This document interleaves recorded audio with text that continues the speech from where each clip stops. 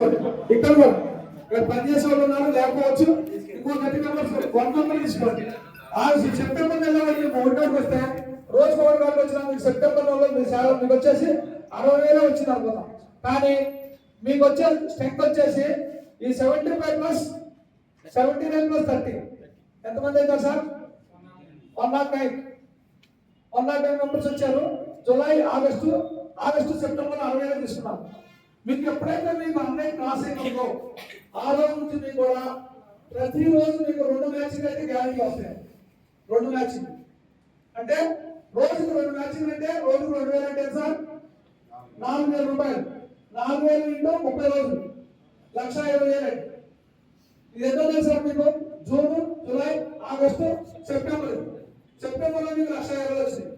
అంటే మీకు ఇప్పుడు 60 మెంబర్స్ సెప్టెంబర్లో అయ్యారు. ఇందులో 100 మెంబర్స్ అక్టోబర్లో 169 ఉంటారు. అంతేనా? 60 + 169 ఇది మీకు సెప్టెంబర్ అక్టోబర్లో మీకు 169 మెంబర్స్ ఉంటారు.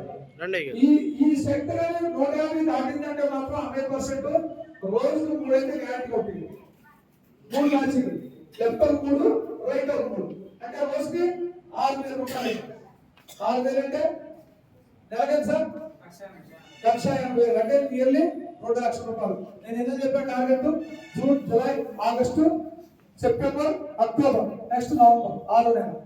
6 నెలల కల్లా మీ టార్గెట్ 2,00,000 రూపాయలు ఇన్కమ్ తీసుకోవచ్చండి. ఈ విధంగా మీరు వర్క్ చేయగలిగితే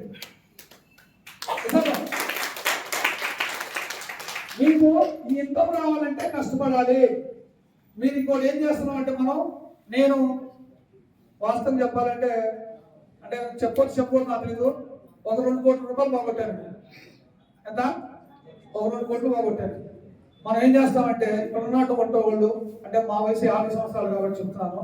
ఇప్పుడున్న యువత మొత్తం కూడా ఏంటంటే 10,000, 15,000, 20,000 జీతం వివరిస్తారా వాళ్ళ కాడ వర్క్ చేద్దాం అంటారు.